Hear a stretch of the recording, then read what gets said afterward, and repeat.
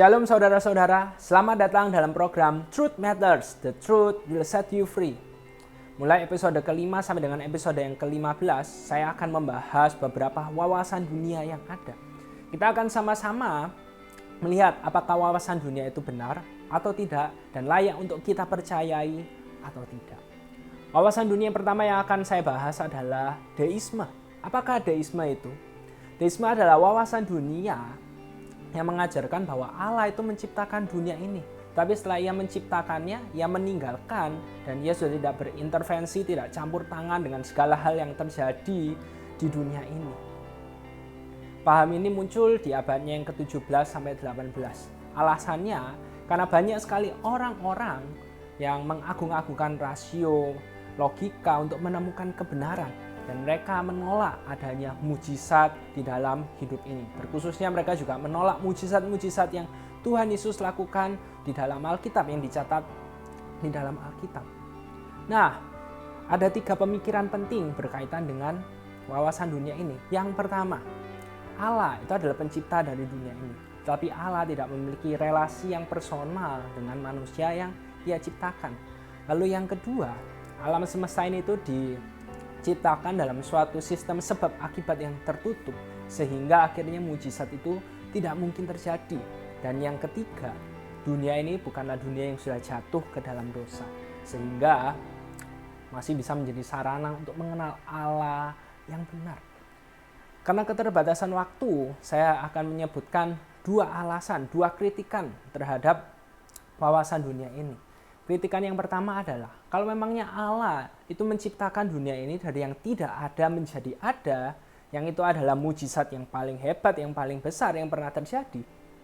Kenapa tidak mungkin Allah menciptakan mujizat di dunia yang sudah Ia ciptakan ini? Lalu yang kedua, deisme itu hanya menggunakan ayat-ayat dalam Alkitab yang sesuai dengan pemikiran mereka, sehingga ayat-ayat yang tidak sesuai dengan pemikiran mereka anggap itu tidak benar.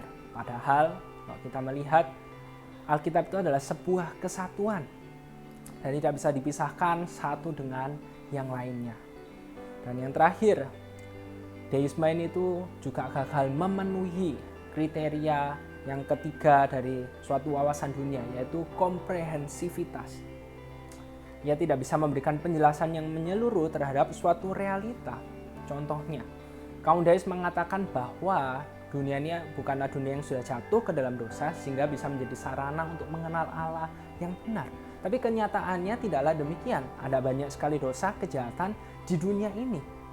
Jadi apakah memang dunia ini itu bisa menjadi sarana untuk mengenal Allah yang benar?